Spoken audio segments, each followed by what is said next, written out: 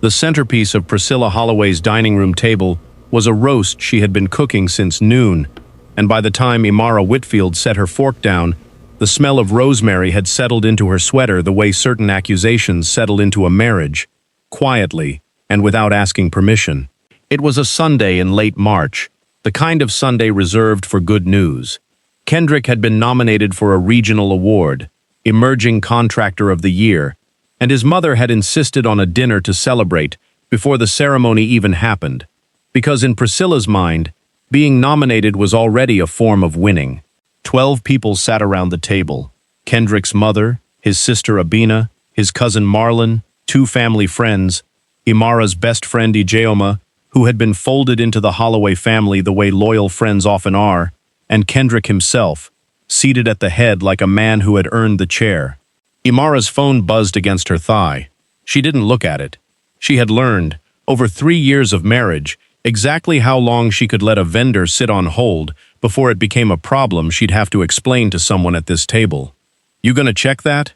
Abina asked, not unkindly, but with the particular attention of a woman who noticed everything and forgot nothing. "It can wait," Imara said, and smiled the smile she used at dinners like this one, warm enough to be believed, thin enough to hide behind. It could not in fact wait. It was Delgado Hardscape Supply, the 3rd call that week, and if she didn't return it by Monday morning, Kendrick's crew would show up to a job site in Brentmore Heights without the pavers they needed, on a project that had already been delayed twice. Nobody at this table knew that. Nobody at this table knew what Imara carried into every ordinary Tuesday of her life, folded up small enough to fit inside a woman who was, by every visible measure, simply along for the ride. That was the story the family had built about her, brick by brick, over 3 years. Imara Whitfield, 36, formerly a rising analyst at a downtown investment firm, had left her job 18 months into the marriage, right around the time Kendrick's landscaping company started getting real contracts, real crews, a real name. She had moved into the home he'd bought in Kingswood Terrace. She was seen, more than once, swiping a black card at the grocery store, at the tailor, at the little bakery Priscilla loved on Fentress Avenue. She didn't talk about her own income anymore. She used to. Now, when someone asked what she did these days, she said something vague about consulting, and people filled in the silence with whatever story made the most sense to them. The story that made the most sense to the Holloway family was the oldest story there is. A woman appears steady and self-sufficient. A man's fortunes rise. The woman quietly steps back from her own ambitions and steps into his. And eventually, someone says the word out loud. Abena had said it first, 8 months ago, half joking, at a cookout. "Y'all be careful," she'd told a cousin, gesturing at Imara across the yard.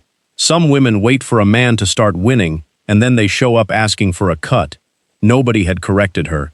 Kendrick, standing 3 feet away, had laughed. He'd laughed. Haha. Imara had never told him how much that had cost her. If you've ever sat in a room and watched people build a version of you that has nothing to do with who you actually are, you already understand what kept Imara at that dinner table with a straight spine and a closed mouth. And if you like stories that don't hand you the whole truth in the first 5 minutes, the kind where you have to earn what you learn, the same way the people in it do, this one is going to ask something of you. Stay through it. Subscribe to Milan Folktales, because what this family believes about Imara Whitfield is the smallest, least accurate part of who she is. Kendrick Holloway had not always been a man who needed an audience. Imara remembered him at 29, sunburned and exhausted, sitting on the tailgate of a borrowed truck after a 16-hour install, telling her that he didn't care about being famous. He just wanted to build something that outlasted him. She had believed him. She still, on her better days, believed some version of that man still existed underneath the one who now corrected people when they called his company a landscaping business instead of a design-build firm. The company was called Holloway Grove, and on paper, on Instagram, in the write-ups 2 local magazines had done, it looked like a runaway success. 11 crew members, a fleet of branded trucks, a portfolio full of the kind of stone patios that make people feel like they've arrived somewhere. What the portfolio didn't show was the 11 months 2 years ago when Holloway Grove had come within 6 weeks of shutting down entirely after a client canceled a 6-figure contract and the company's line of credit maxed out trying to cover payroll. What the portfolio didn't show was Imara. She had been the one who sat across from Kendrick at their kitchen table that spring, watching him stare at a spreadsheet like it was a verdict, and she had been the one who said, quietly, "I can cover this."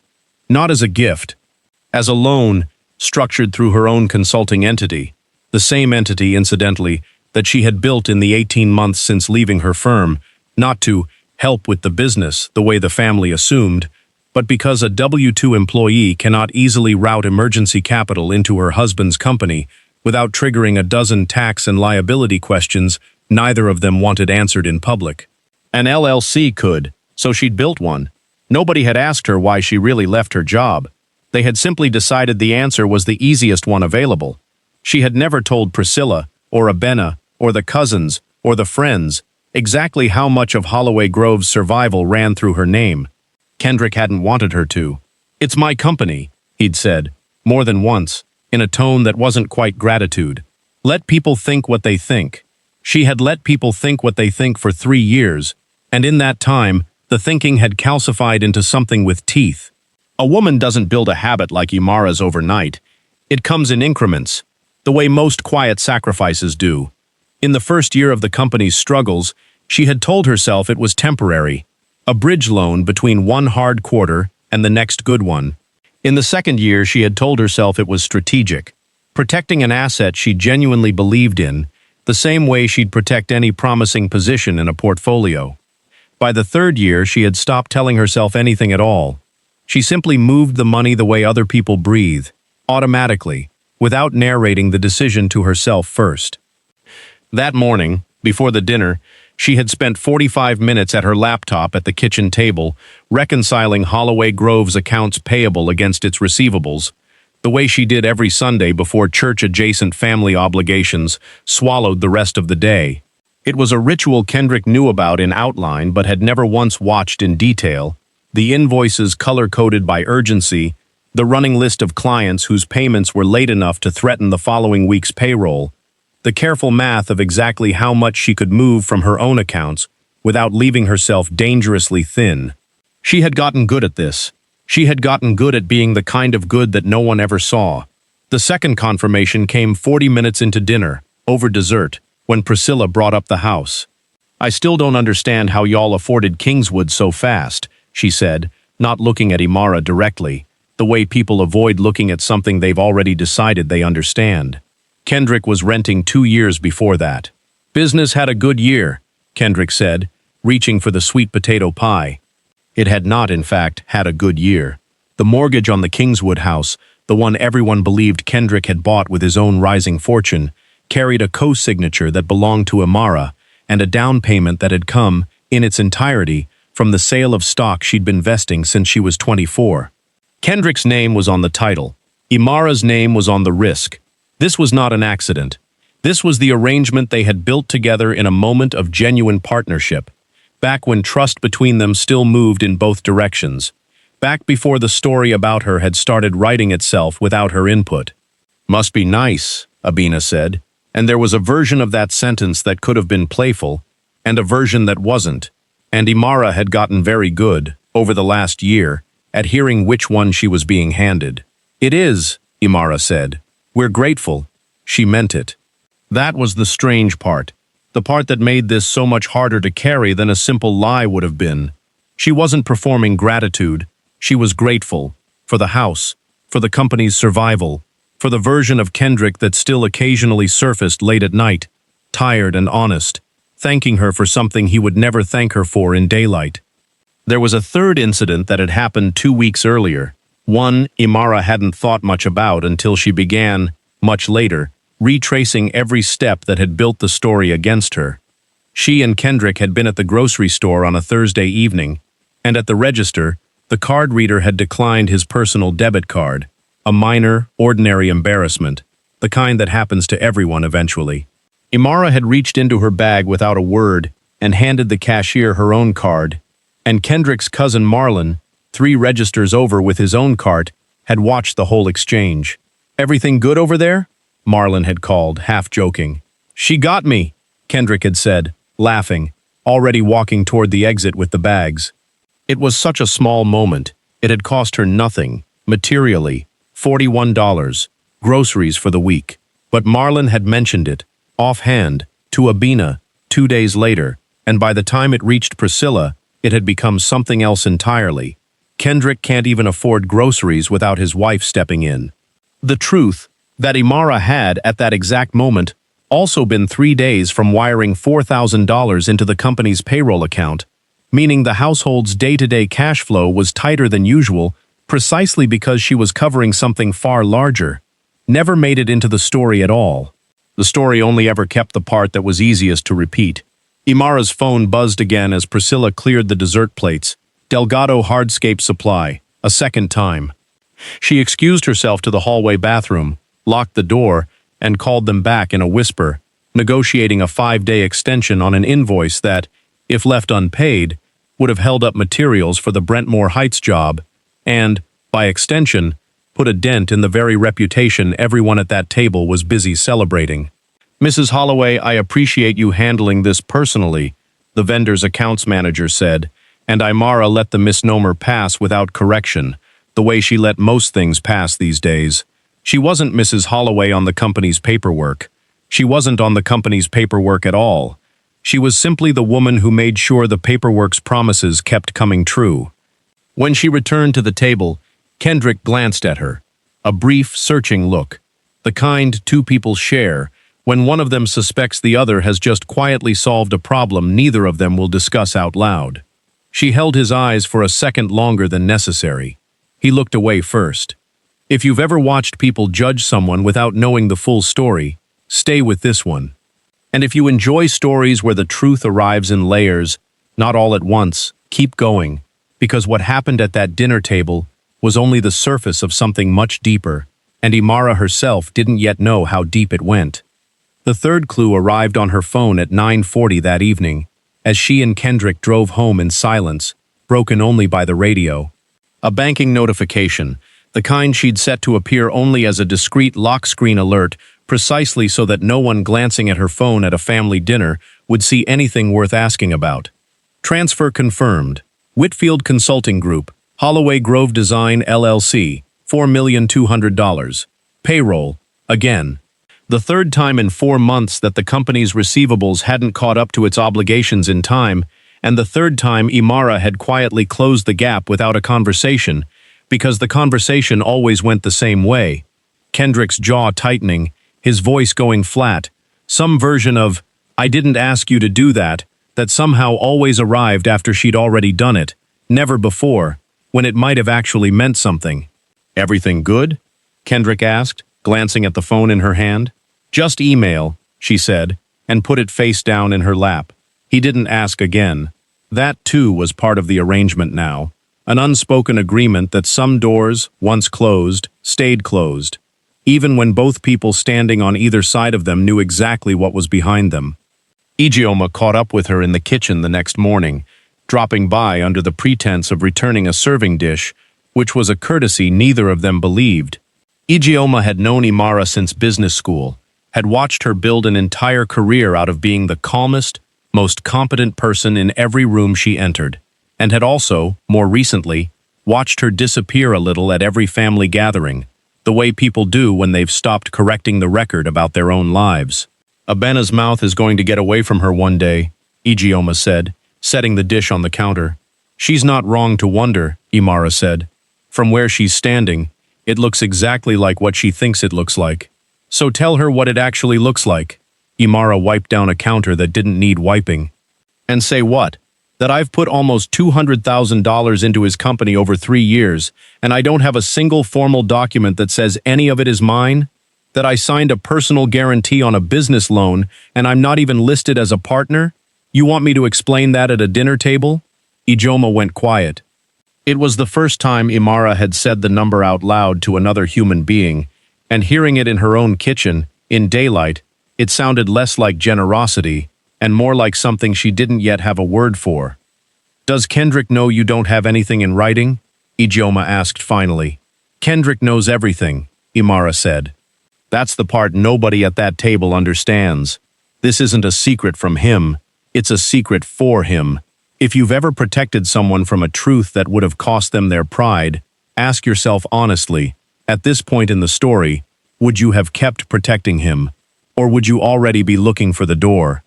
The financial contradiction Imara couldn't shake wasn't the dinner, or the notification, or even Abena's comment. It was smaller than that, and stranger. 2 days later, going through the mail, she found an envelope from the company's business bank addressed not to Holloway Grove and not to her LLC, but to a name she didn't recognize, HG Holdings Partners. She hadn't opened an account under that name. She was fairly certain Kendrick hadn't either. He barely tolerated the accounting software she'd set up for him, let alone the patience to register a new entity. She stood in the kitchen with the unopened envelope for a long time, turning it over in her hands, feeling the particular, cold clarity of a woman who has just realized that the story she thought she understood might not be the only one being written. Something didn't add up. And for the first time in 3 years, Imara Whitfield decided she was going to find out exactly what it was.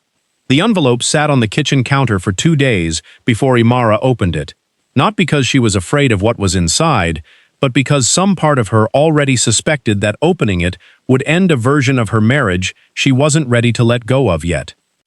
Inside was a single letter from First Meridian Business Bank, addressed to HG Holdings Partners, confirming the opening of a new commercial account, one authorized, according to the letter, by Kendrick Holloway as sole signatory. No mention of Whitfield Consulting Group. No mention of her at all. She called the bank's business line the next morning under the pretense of confirming a wire and was told, politely but firmly, that account details for HG Holdings Partners could not be shared with her because her name did not appear anywhere on the account. That was the first real crack. Not the dinner, not Abena's comment, not even the years of quiet transfers. This was different, because for the first time, Kendrick had built something Imara couldn't see into, and a man who had spent 3 years leaning on his wife's money while insisting publicly that the company was entirely his own, had just, apparently, gone and built something that was entirely his own, in secret, without telling her at all. She didn't confront him that night. She had learned in her years at the investment firm before all this that the worst time to ask a hard question is the moment you first suspect the answer. So she waited, and watched, and noticed things she had trained herself not to notice for the sake of peace. She noticed that Kendrick had started taking calls in the garage instead of the kitchen.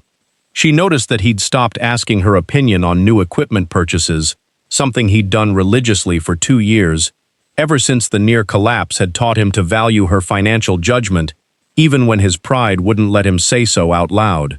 She noticed that his cousin Milan, who did occasional subcontract work for Holloway Grove, had started greeting her with a strange, overcorrected friendliness, the kind people use when they know something and are trying very hard not to show it. And she noticed, most of all, that the family's comments about her had grown bolder, not because anything had changed about her behavior, but because something had shifted in the permission structure around her. Priscilla asked, at a birthday dinner for Marlon's daughter, whether Imara still consulted, or if that had wound down too. Abena mentioned, within Imara's hearing but not quite to her, that she'd heard the Kingswood house was going to be fully in Kendrick's name soon, a detail Imara had never shared with anyone, and that made her stomach drop in a way she didn't examine too closely, not yet. Someone was talking, and whatever they were being told wasn't coming from Imara, because Imara had told no one anything. There was a particular loneliness in that realization that Imara hadn't expected. It was one thing to be misunderstood by people who barely knew her. It was another thing entirely to realize that the misunderstanding was being actively maintained, refreshed, and distributed by the one person who had every reason and every ability to correct it, and simply hadn't.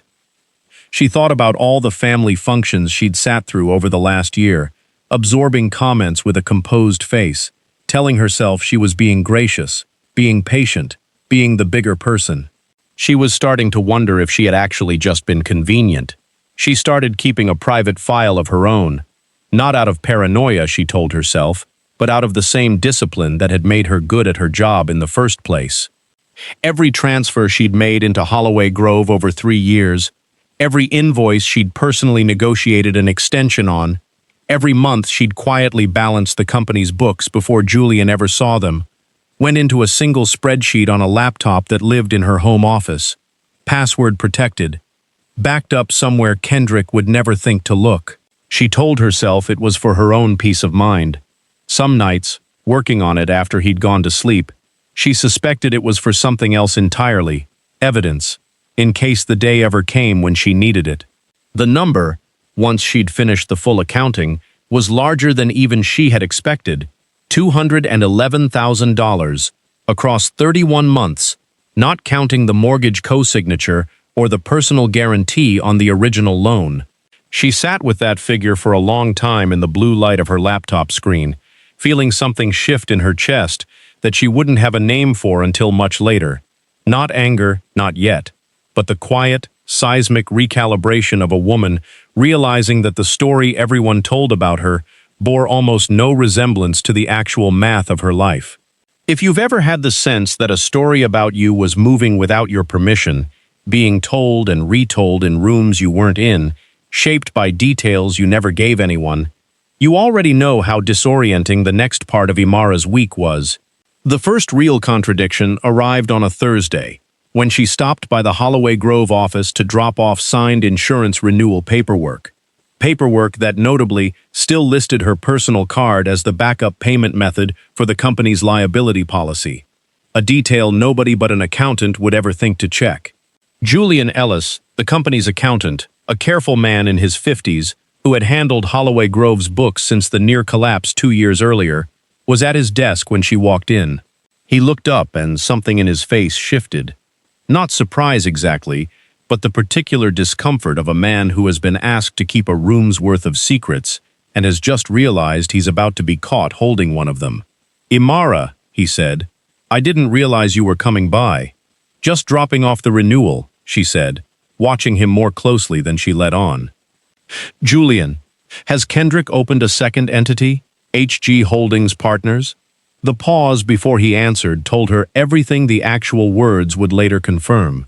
"That's a conversation you should have with him," Julian said. "I'm not in a position to. You're the accountant for both companies, aren't you?"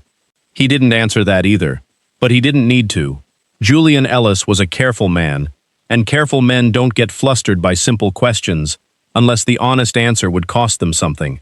"I'll say this much," he said finally, lowering his voice, even though they were alone in the office. "Whatever you think this is, Imara, make sure you understand what you actually own before you assume you understand what you're owed." It was the strangest sentence anyone had said to her in 3 years of marriage, and she carried it home like a stone in her coat pocket, turning it over for hours, unable to make it mean anything good. Here is the moment worth asking yourself honestly. If someone you trusted had quietly built an entire second version of a life you thought you shared, would you confront them immediately? Or would you do what Imara did, and go looking for the truth on your own first, so that no one could hand you a version of it edited for your comfort? She chose the second path. It cost her a week of sleepless nights, and it changed the shape of everything that came after. What Imara found, over the following days, piecing together bank records she had legal access to as a guarantor on the company's original loan, public filings from the state's business registry, and one increasingly uneasy conversation with Julian that he clearly regretted having, was this. HG Holdings Partners was not, as she'd feared in her worst late-night imagining, a hidden business Kendrick was running with another woman, or a way of siphoning company funds for some secret indulgence. It was something both more mundane and, in its own way, more painful. It was a holding company Kendrick had formed on the advice of a business coach he'd started working with 6 months earlier, specifically to restructure Holloway Grove's ownership before its 5-year anniversary, an anniversary the coach had convinced him would be an ideal moment to bring on an outside investor and professionalize the company's structure. And in the draft operating agreement Julian had reluctantly, guiltily shown her, the one he insisted he'd been telling Kendrick for weeks needed to include her. Imara's name did not appear anywhere, not as an investor, not as a lender, not as a guarantor whose personal assets had for 3 years been the actual collateral standing behind the business's survival. The company Kendrick was preparing to sell a piece of, in other words, was built substantially on money and risk that belonged to her, and he was preparing to do it without her name on a single page.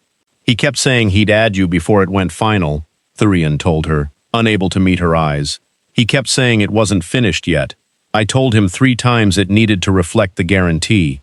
I'm sorry, Imara. I should have called you directly. That wasn't my call to make, and I let it become one anyway. There it was. The person who had known something, and had for a long time chosen silence over honesty, the way people in families and companies so often do, mistaking loyalty to one person for permission to withhold the truth from another. If you've ever watched 2 people build the same house out of 2 completely different sets of blueprints, you understand what Imara understood, standing in Julian's office with the draft agreement in her hands. She and Kendrick had, for 3 years, been living inside 2 different marriages. In hers, her money had been an act of partnership, freely given, meant to be repaid not necessarily in dollars but in honesty, in respect, in a shared understanding of what she had risked to keep his dream alive. In his, apparently, her money had simply become part of the landscape, background capital, invisible infrastructure, the kind of thing a man stops noticing once it's held the roof up long enough. A contribution nobody has to see stops feeling, after long enough, like a contribution at all. It starts to feel like weather, always there, never worth mentioning, until the day it stops and everyone finally notices what it had been holding up the whole time. She thought about Abena's comment at the cookout. Some women wait for a man to start winning, and then they show up asking for a cut. She thought about how many times over the last year she'd swallowed comments like that, telling herself the truth would come out eventually, that Kendrick would correct the record himself, that a marriage built on real sacrifice couldn't possibly survive being misunderstood forever. She had been wrong about one very specific thing. It wasn't that the truth hadn't come out, it was that Kendrick had never intended for it to. And the longer she sat with that distinction, the clearer it became that she wasn't simply grieving a misunderstanding. She was grieving the discovery that a misunderstanding had been, for at least one of them, a convenient and deliberate arrangement. That night, she didn't say anything to him. She sat across the dinner table, watching him talk about the awards ceremony coming up in 3 weeks, watching him mention, casually, the way people mention things they've already decided not to discuss further, that his business coach thought Q3 might be the right window to bring in outside capital. Outside capital, she repeated. Just exploring options, he said. Nothing's decided.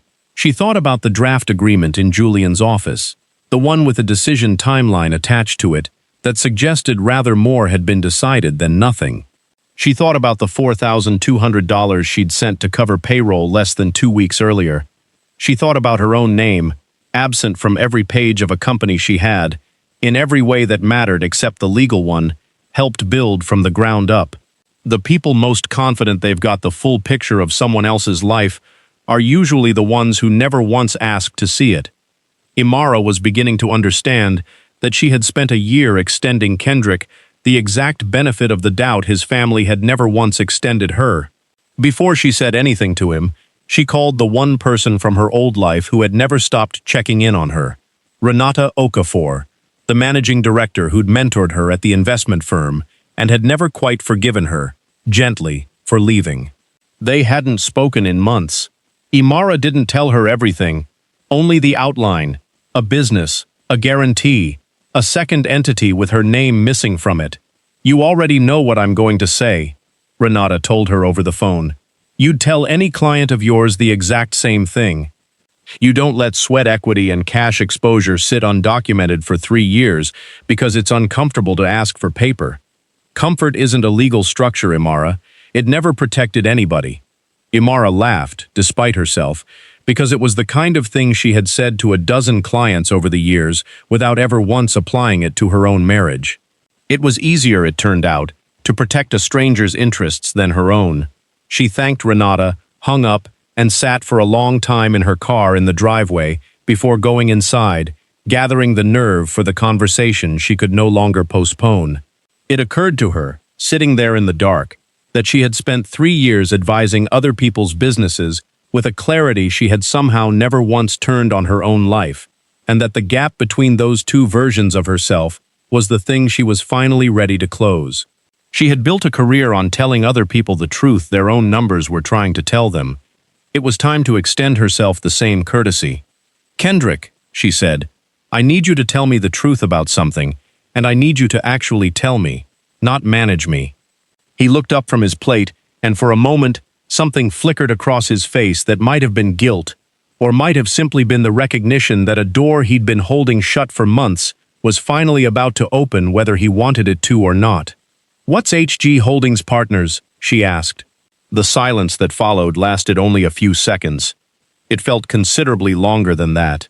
"It's not what you think," Kendrick said, which was, Imara had come to understand over the last 2 weeks, precisely the sentence people used right before, confirming exactly what you already thought. "Then tell me what it actually is," she said. "Because from where I'm sitting, it looks like a company you built to sell a piece of a business that only survived because of my money, and you did it without putting my name on a single document." He set down his fork. For a long moment, he didn't defend himself, which was almost worse than if he had, because it meant some part of him had already run out the argument in his head and found it indefensible. "I was going to fix it before anything got signed," he said finally. "I swear to you, Imara, I was going to add you." "When?" "Before it closed." "That's not an answer. That's a deadline you were hoping you wouldn't have to meet." He didn't argue with that either. And in the space where his defense should have been, something else arrived instead. Something Imara hadn't expected, and that landed harder than the money ever had. "You have to understand what it's like," he said, his voice rising, not at her exactly, but at the whole shape of the last 3 years. "Everybody in my family thinks I built this myself. My mother tells everybody at her church about her son's company. You think I could tell her the truth? You think I could stand up at that dinner table and say, 'Actually, my wife's the reason we didn't go under 2 years ago. My wife co-signed the loan. My wife's still bailing out payroll?' You know what that does to a man, Imara? You know what people say about a man who needs his wife to save his business?" "I know exactly what people say," she said quietly. "They call his wife a gold digger. I've been listening to it for a year." That landed. She watched it land, watched something in his face finally register the cost of a silence he had allowed to run entirely in his own favor. "I never told anyone you were a gold digger," he said. "You didn't have to. You just never corrected it. There's a difference between not saying a lie and letting one live in your house for a year because it happens to make you look better than the truth does. Here is where the story asks something harder of you than it has so far. If someone you loved let an entire family believe something false and humiliating about you for over a year because the truth was inconvenient to his pride, would you call that a mistake? Or would you call it a choice, made over and over, every single time he had the chance to say something and chose silence instead?" Imara sat with that question longer than she wanted to. Because the deepest betrayal in her marriage, she was realizing, had never really been about the money at all. Money could be documented, repaid, formalized after the fact, with the right lawyer and the right paperwork. What could not be undone quite so easily was the plain fact that Kendrick had watched his family build a cruel, false story about his wife, and had found that story more comfortable to live inside than the true one. "Did you know," she asked, "that your mother asked me at Marlon's daughter's birthday whether I still consulted, or if that had wound down too? Do you know how that felt, Kendrick, standing in that kitchen, knowing that if I told her the truth about what I do, what I've actually been doing for this family for 3 years, I'd sound like I was bragging, or defending myself, or worse, like I was trying to take something from you. You put me in a position where the only way to protect your pride was to let your family think less of me. Every single week. That's not fair." "No," she agreed. "It's not. None of this has been." They talked, that night and over several nights after, longer and more honestly than they had in a long time, and some of what Kendrick said surprised her, not because it excused anything, but because it finally gave her a clearer picture of the man she'd married. He told her about growing up watching his own father struggle to keep a small auto shop afloat, about the specific, corrosive shame of watching his mother pretend, for years, that everything was fine while creditors called the house. He told her that some part of him had built Holloway Grove not just as a business, but as a rebuttal to that childhood. Proof, to himself as much as anyone, that a Holloway man could build something and keep it standing on his own. Imara understood the wound. She had understood it, in fact, for years, and it had made her patient with him in ways she was only now starting to question the cost of. Understanding where a man's pride came from didn't obligate her to keep absorbing what that pride demanded from her. "I get why you needed people to believe you built this alone," she told him. "I never needed credit for saving the company, Kendrick. I needed you to not let people humiliate me while you took it." There was a memory that surfaced during those conversations that Imara hadn't thought about in over a year, and once it surfaced, she couldn't stop turning it over. Their second anniversary, Kendrick had wanted to buy her a watch, an expensive one, the kind of gesture he liked to make in front of other people, and she had told him, gently but firmly, that they should skip it that year, that money was tight, that a nice dinner would be more than enough. He had seemed almost hurt by her refusal at the time, had mentioned it more than once afterward, a small, recurring grievance about the year his wife hadn't let him spoil her. What Kendrick had never known, what Imara had never told him, was that the week of their anniversary was the same week Holloway Grove's payroll had come up $1,100 short, and the money she'd quietly redirected to cover it was, almost to the dollar, what the watch would have cost. She hadn't refused the gift because she didn't want it. She had refused it because she was the only person in the marriage who understood, in that moment, which fire actually needed to be put out. She told him this, finally, sitting across from him in a kitchen that no longer felt entirely like hers. He was quiet for a long time afterward. "I thought you just didn't want it," he said. "I never once thought." He didn't finish the sentence. He didn't need to. It was, Imara realized, the fifth or sixth ordinary moment from their marriage that had just quietly rearranged itself in her memory, revealing a second meaning that had been sitting underneath the first one the entire time. The refused gift, the grocery store card swap, the calm way she always seemed to know things about the business before he told her, the reason she'd left her firm in the first place. None of it had ever meant what everyone assumed it meant. All of it had simply been waiting for someone to ask the right question. If you've ever looked back at a small, ordinary moment from your own life and realized it meant something completely different than you thought at the time, you already know exactly the kind of vertigo Imara was living inside that week.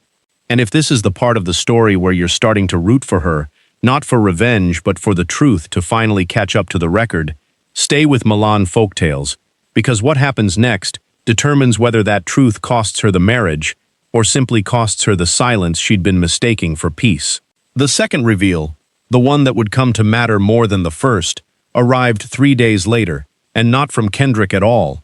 Abena showed up at the house unannounced on a Tuesday afternoon, which was unusual enough that Imara knew before her sister-in-law said a word that something had shifted.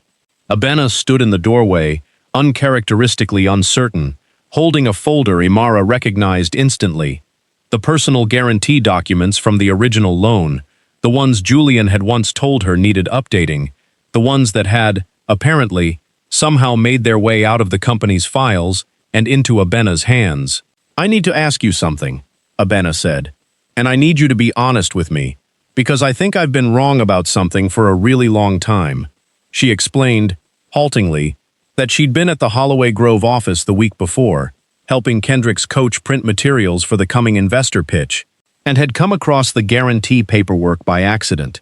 Imara's signature, Imara's name, Imara's personal assets pledged against a business loan that had, according to the date on the document, been signed the same spring that everyone in the family had assumed Holloway Grove's turnaround was simply Kendrick finally hitting his stride. "He told everybody the company saved itself," Abena said. "He told my mother the company saved itself. I told people you were living off him, Imara. I said that. At the cookout. In front of everybody." Imara didn't say anything for a moment. There was a particular kind of vindication that should have felt satisfying and, instead, felt almost unbearably sad. The confirmation that the story she'd been carrying alone for a year had, in fact, been exactly as unjust as it felt, and that the family member who had done the most damage to her reputation was now standing in her doorway holding the proof of her own mistake, like something too heavy to keep carrying. "I'm not going to pretend that comment didn't cost me something," Imara said finally. "It did, for a long time. But you didn't invent this story out of nothing, Abena. You believed it because it was the only version anyone gave you to believe. I'm not angry at you for believing a lie you had no way of checking. I'm angry at the person who could have corrected it in 5 seconds and chose not to, for a year, because it was easier." Abena's eyes filled. "He let us believe it," she said, not quite a question. "He let you believe it," Imara said, "because the alternative made him uncomfortable. And I let myself believe, for a long time, that protecting his comfort was the same thing as loving him. I don't think those are the same thing anymore. A person can love someone and still refuse to keep disappearing for them." Imara said that last part mostly to herself, quietly, after Abena had gone. Abena stayed another hour that afternoon, longer than either of them had planned, and somewhere in that hour the conversation shifted from apology into something closer to an actual relationship. The first honest one, Imara realized, that she and her sister-in-law had ever really had. Abena admitted that some of her suspicion toward Imara had never really been about the money at all. It had been about watching her brother, for the first time in his adult life, seem genuinely steady, and needing a story that let her believe he'd built that steadiness himself. Because the alternative, that he'd needed rescuing, again, the way their father once had, was harder for their family to sit with than a rumor about his wife ever was. It didn't excuse the comment at the cookout. It did, at least, explain where it had come from, and Imara found she had more patience for an honest explanation than she'd ever had for a comfortable lie. By the time Abena left, the two women had made a plan to have lunch the following week, just the two of them, without any occasion or crisis requiring it. The first time in 3 years either of them had suggested such a thing. If you've ever watched a family member finally admit they got you wrong, you know the feeling doesn't arrive the way you'd expect. Not triumphant, but tired. The particular exhaustion of having been right about something you never wanted to be right about. That week, everything that had been happening quietly for years began happening loudly. Julian, in what Imara would later understand as an act of real professional courage, sent a formal email to both Kendrick and the business coach, halting the investor conversation entirely, citing unresolved ownership questions that needed to be addressed before any outside capital discussion could proceed in good faith. A polite, technical way of saying that a business built partly on someone else's guaranteed risk could not be sold out from under her. Kendrick's business coach, once he understood the actual structure of the company's finances, quietly withdrew from the deal altogether, unwilling to attach his name to a transaction with this much undisclosed exposure. And Priscilla, hearing a version of the story secondhand from Abena, a version that was, for the first time in a year, actually accurate, called Imara directly, her voice carrying an unfamiliar carefulness. "I said things," Priscilla told her, "that I had no business saying, about a woman who was keeping my son's company alive while I was out here running my mouth about her at other people's dinner tables. I don't expect you to forgive that quickly. I just needed you to hear me say it." Imara appreciated the call. She noticed, too, that it hadn't come from Kendrick. The deepest discovery came last, and it wasn't financial at all. Going through old messages while gathering records for the lawyer she'd finally decided to hire, Imara found a text exchange between Kendrick and Milan from 14 months earlier. The same week Abena had made her comment at the cookout. "Milan, your sister out here calling Imara a gold digger. Lol. You gonna say something?" Kendrick, "Nah. Let her think what she wants. Keeps people from asking too many questions about the loan." She read it 3 times. There was a version of this story where Kendrick's silence had been cowardice, a failure of nerve in a hard moment, something a marriage could survive if it was named honestly and repaired with real effort. This was not that. This was a man who had recognized, in real time, that a false and humiliating story about his wife was useful to him and had chosen to let it spread rather than risk the discomfort of the truth. That was the moment the money stopped being the center of the story at all. Imara did not confront Kendrick with the text message. She had learned, in the last few weeks, that confrontation designed to wound rarely produced anything but more wounding. and she was no longer interested in performing the scene the family might have expected of her. The tearful accusation, the dramatic exit, the public reckoning at some future dinner table. Instead, she did something quieter, and in its way, far more consequential. She hired a lawyer.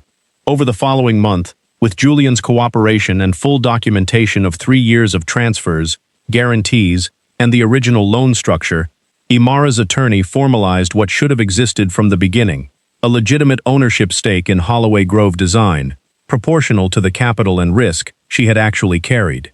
Kendrick did not fight it. There was very little he could fight. The paper trail told a story more precise and more damning than anything Abina's gossip or Priscilla's assumptions ever had. What he did fight, quietly and unsuccessfully, was the marriage. "We can fix this," he told her, the week the ownership paperwork was finalized. "Now that everything's documented. Now that it's fair." "The documents were never the problem, Kendrick," she said. "I would have given you every dollar I ever put into that company and asked for nothing back, if you just told the truth about it. What I can't get past is that you didn't just fail to defend me. You used the lie. You told your cousin it kept people from asking questions. That's not a man who made a mistake.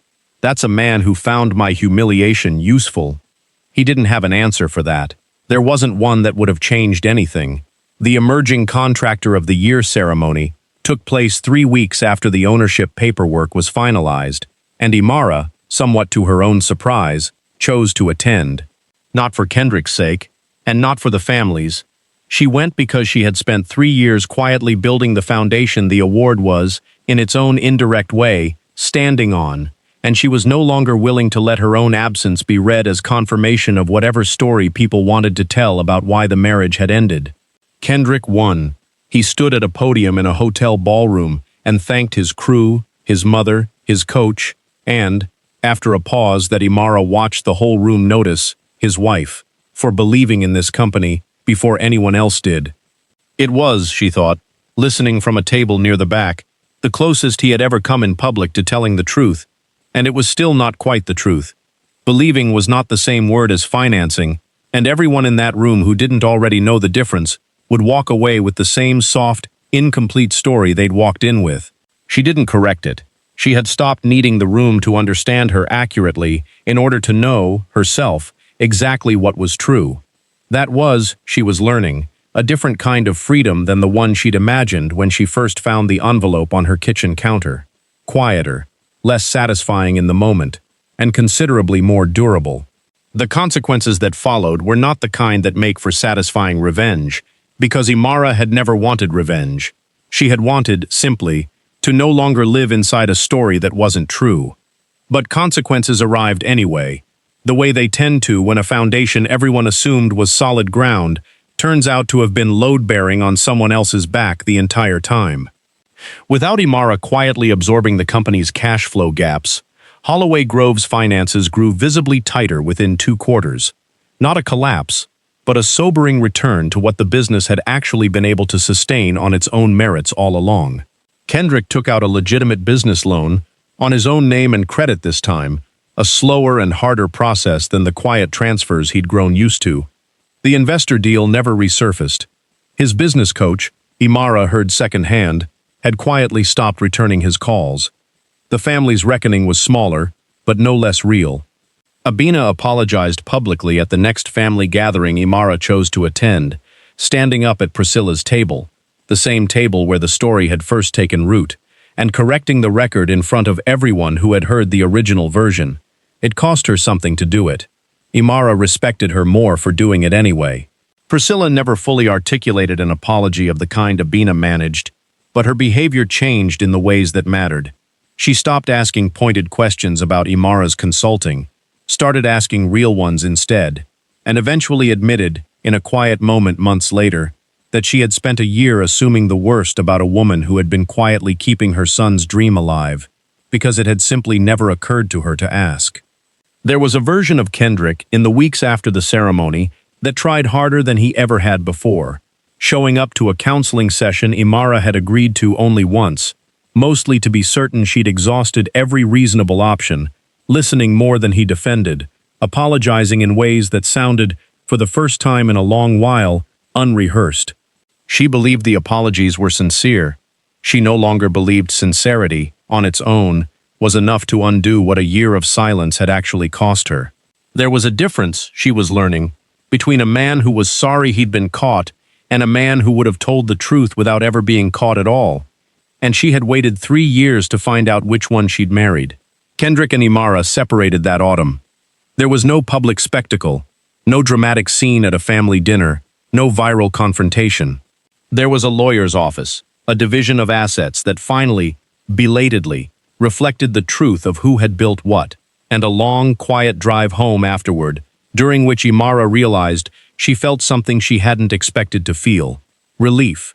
Not because she had won anything, but because she had finally stopped performing a version of herself small enough to fit inside a lie other people found more comfortable than the truth. If this were your story, if you'd spent years quietly holding something together while the people closest to you decided you were the one taking rather than the one giving, what would you have done differently, and at what point would you have stopped protecting someone else's comfort at the cost of your own dignity? And if you were the family member who'd said the cruel thing without checking it first, like Abena did, would you have found the nerve to stand up and take it back in front of the same table where you said it? Tell me honestly, because Imara asked herself versions of both questions for a long time before she found her answers. Ijeoma helped her move out of Kingswood Terrace on a gray Saturday in October, and somewhere in the middle of packing boxes, she found the courage to ask the question she'd been sitting on for weeks. Do you regret any of it? The money, I mean. Everything you put into that company. Imara considered it honestly before answering, taping shut a box of kitchen things that had once belonged to a shared life. I don't regret the money, she said. I regret how long I let people believe I was the one benefiting from someone else's generosity, when the truth was the exact opposite. I think that's the part I'll be untangling for a while. Not what I gave, but how easily I let myself be written into the wrong story about it. You could have corrected it sooner. I could have, Imara agreed. But I think some of us have to reach the end of our patience before we're willing to risk the relationship to defend the truth. I wasn't ready to risk it. Eventually, I didn't have a choice anymore. Julian retired from Holloway Grove's books that winter, though he stayed on, informally, as one of the first advisors Imara brought in when she was structuring Whitfield Financial Partners. He told her once, over coffee, that watching her situation unfold had changed how he ran every engagement afterward, that he'd started insisting, at the very first meeting with any new client couple or business partnership, that ownership be documented before the relationship's goodwill was tested, not after. I used to think that kind of paperwork was about distrust, he told her. Now I think it's the most respectful thing two people can do for each other. It says, I love you enough not to leave your contribution up to memory. Imara thought that was, in its own understated way, one of the truest things anyone had said to her through the entire ordeal, and she found herself repeating some version of it to her own clients for years afterward. 6 months later, Imara sat in the small office of her own new firm, Whitfield Financial Partners, a boutique consultancy she'd built specifically to help small business owners structure ownership and capital the right way from the beginning, so that no one else's contribution would ever have to live invisibly inside someone else's success story. On her desk sat a blue leather folder, worn soft at the corners from years of use, the same one she had carried into that first dinner at Priscilla's house, back when it held nothing but a company's survival, hidden inside a woman nobody thought to ask about. It held something different now. Inside it were the founding documents of her own company, the first 3 client contracts she'd signed, and a single handwritten note she kept tucked into the back pocket, words she'd written to herself the week she filed the paperwork. You don't have to be believed to have been right. She thought about the dinner where this had all begun. The roast, the phone buzzing against her thigh, Abena's half-joking comment landing like something sharper than a joke. She thought about how much of that evening she had spent making herself smaller, quieter, more agreeable, in service of a peace that had never actually been peace at all, just the absence of a fight she hadn't yet realized she needed to have. She didn't need anyone at that table to understand her now. That was, in its way, the actual ending of the story, not the reveal, not the paperwork, not even the marriage's end, but the quiet, unglamorous fact that Imara Whitfield no longer needed the people who had misjudged her to admit it out loud, in order to know, fully and finally, exactly what she had given, and exactly what she was worth. Her first client that spring was a young woman opening a bakery with her boyfriend, nervous about how to structure their finances fairly. Imara walked her through it patiently, the way she wished someone had once walked her through it. Every dollar documented, every name on every page it belonged on, nothing left to the mercy of a story someone else might tell later. The paperwork isn't about distrust, she told the young woman, watching her relax at hearing it. It's about making sure the truth doesn't need defending later, because it was written down honestly the first time. Ijoma visited the new office that same week, bringing takeout and the same steady presence she'd offered through every stage of the last year. She looked around at the small, sunlit space, the framed license on the wall, the blue folder on the desk, the calendar already filling with client names, and asked the question Imara had been asking herself, in one form or another, for months. Any regrets now that it's real? Imara thought about Kendrick's toast at the ceremony, the almost truth of it. She thought about Priscilla's phone call, and Abena standing up at that same dinner table to take back what she'd said in front of the same people who'd first heard it. She thought about the version of herself who had sat at that original dinner, phone buzzing against her thigh, smiling the thin, practiced smile of a woman who had learned to disappear a little in order to keep the peace. Just one, she said. I regret how long I thought disappearing was the price of being loved. It never was. It was just the price I was willing to pay before I knew what I was actually worth. Ijoma smiled, and for a while the two of them just sat there in the quiet of the new office, eating takeout out of the containers, the way they had years earlier in a much smaller apartment, back before any of this. The marriage, the money, the misjudgment, the long unwinding of it all, had ever entered either of their lives. It felt, Imara thought, less like an ending than like the return of something she had misplaced a long time ago and had finally, deliberately, gone back to find. A few things this story left behind. People will always find it easier to judge what they can see than to ask about what they can't. A person's silence when they know the truth and let a lie stand anyway is not neutral. It is a choice, made every time they had the chance to speak and didn't. Financial contribution that goes unspoken doesn't disappear. It simply waits, quietly, for someone to finally ask the right question. Protecting someone else's pride at the cost of your own name is not love. It's a debt you keep paying long after the relationship has stopped being worth the interest. The people most certain they understand your life are often the ones who have never once asked you to explain it. Dignity is not the absence of humiliation. It is what remains after you refuse to let humiliation write the ending for you. A marriage, or a family, or a friendship, is not actually tested by hard seasons. It is tested by what someone is willing to say about you once those seasons pass, when the easy thing and the honest thing are no longer the same sentence. Some people will call you a taker for years, standing on ground you built, without ever once looking down to ask whose hands were holding it up. You were never obligated to prove what you gave. You were only ever obligated to stop giving it to people who refused to see it. They had spent a year calling her a taker while standing, without knowing it, on everything she had quietly refused to let fall. And in the end, the only thing Imara Whitfield ever took back was the silence she'd mistaken for peace.